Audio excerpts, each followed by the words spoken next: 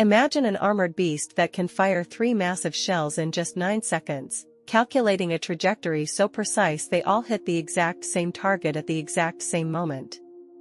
It is the heavyweight champion of NATO artillery, a 55-ton machine that combines the protection of a tank with the brain of a supercomputer.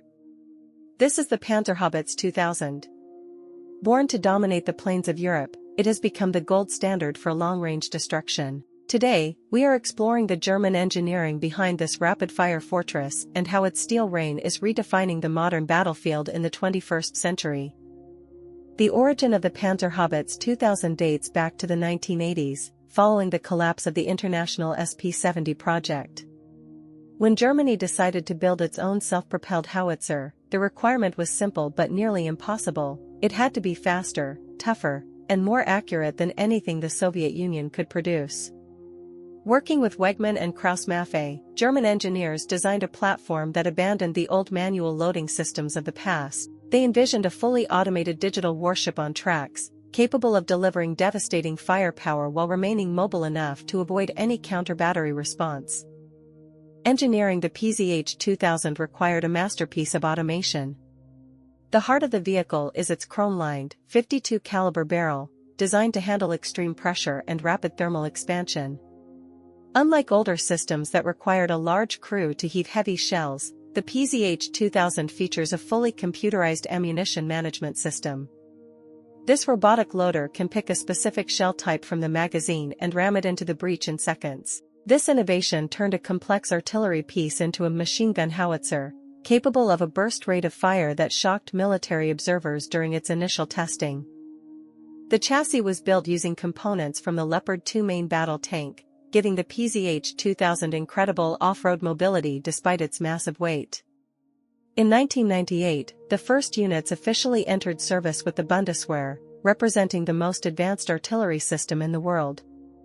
It was a specialist built for a high-intensity war, a machine that prioritized fire-and-forget tactics where the vehicle could stop, destroy a target, and be moving again before the enemy even heard the first explosion. It was the birth of the digital sniper of the artillery world. The most terrifying capability of the PzH 2000 is its MRSI, multiple round simultaneous impact, mode. Using its advanced fire control computer, the howitzer can fire up to 5 shells in a single burst, each at a different elevation and with a different propellant charge. The computer calculates the flight time for every individual shell so that all 5 projectiles land on the target at the exact same second. This creates a tsunami of steel that gives the enemy zero warning and zero time to seek cover, effectively multiplying the lethality of a single vehicle by 5. Accuracy is achieved through a fully integrated digital suite, including a GPS-aided inertial navigation system and a muzzle velocity radar. Every time a shell leaves the barrel, the radar measures its speed and feeds the data back to the computer, which automatically adjusts the aim for the next shot to compensate for wind, air pressure, or barrel wear. This allows the PzH 2000 to hit targets at ranges of over 40 kilometers with standard ammunition, and up to 67 kilometers with specialized rocket-assisted rounds, making it one of the longest-reaching conventional guns on Earth. Survivability on the battlefield is provided by a heavy layer of top armor, specifically designed to protect the crew from submunitions and mortar fire. The vehicle is also equipped with hedgehog armor, thousands of small rubber spikes on the roof that disrupt the shape-charged jets of anti-tank weapons.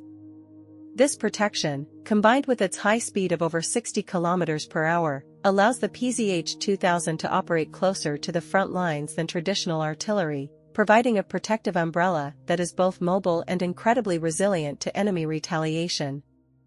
The PzH 2000's combat debut in Afghanistan in 2006 was a wake-up call for NATO forces. In the extreme heat and dust of the Kandahar region, the Dutch military used these machines to provide long-range protection during Operation Medusa. The insurgents were stunned by the accuracy and speed of the German-made guns, which could provide fire support from dozens of miles away. It proved that the system's complex electronics could survive the harshest environments, earning it a reputation for being the most reliable heavy hitter in the coalition's arsenal. The most intense test for the PzH 2000 began in 2022, when several European nations provided these systems to Ukraine. In the high-intensity artillery duels against the Russian army, the PzH 2000 has been used to target high-value assets far behind the front lines. Ukrainian crews have praised the system's air conditioning and ergonomic interior, which keeps them fresh during long shifts. More importantly, they have mastered the shoot and scoot capability, often firing a mission and retreating into the forest before Russian counter-battery radars can even lock onto their position. However, the war in Ukraine also highlighted the challenges of maintaining such a sophisticated machine. The high intensity of the conflict, where guns fire hundreds of rounds every day, caused significant wear on the automated loading mechanisms. This logistical tail requires specialized technicians and a steady supply of high-tech spare parts. Despite these challenges, the PzH 2000 remains the most feared Western artillery piece in the theater, proving that in a modern war of attrition, the ability to strike with surgical precision is worth the high cost of maintenance. The final analysis of the PzH 2000 is a story of ultimate mechanical superiority. It established the blueprint for what a modern self-propelled howitzer should be, a robotic platform that is lethal enough to destroy any enemy and fast enough to survive the modern era of drone surveillance. It has outlived its Cold War rivals and remains the benchmark by which all other systems, from the American Paladin to the Russian Koalitsiya, are measured. It is the king of the modern battlefield, a machine that turned the 5-round burst into a permanent law of warfare. The legacy of the PzH 2000 can be seen in the next generation of artillery, such as the RCH-155, which mounts the same gun module on a wheeled boxer chassis. The German philosophy of extreme automation and long-range precision is now being adopted by militaries worldwide.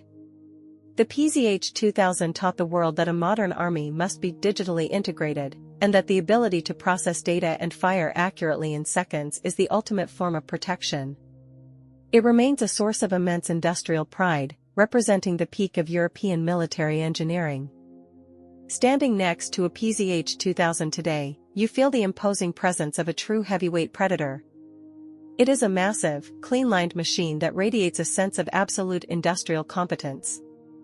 It doesn't look like a relic, it looks like a tool for the future of mechanized warfare.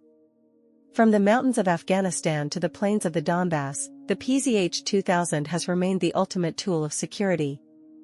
It is the machine that ensures the infantry always has a heavy hammer ready to fall, turning 52 calibers of steel into a technological guarantee of victory. The Panzerhaubitze 2000 is more than a howitzer, it is a robotic fortress of precision. It proved that in the 21st century, the most important armor is the ability to see first, compute faster, and strike with a wall of steel that leaves no room for escape. It is a masterpiece of fire, logic, and absolute Teutonic engineering. Thank you for joining us on this deep dive into the history of the rapid-fire fortress. Is the PzH 2000 still the best artillery system in the world, or has the age of long-range drones finally challenged its reign? Let us know what you think in the comments. Do not forget to like and subscribe as we continue to explore the fire and steel of history. Peace out.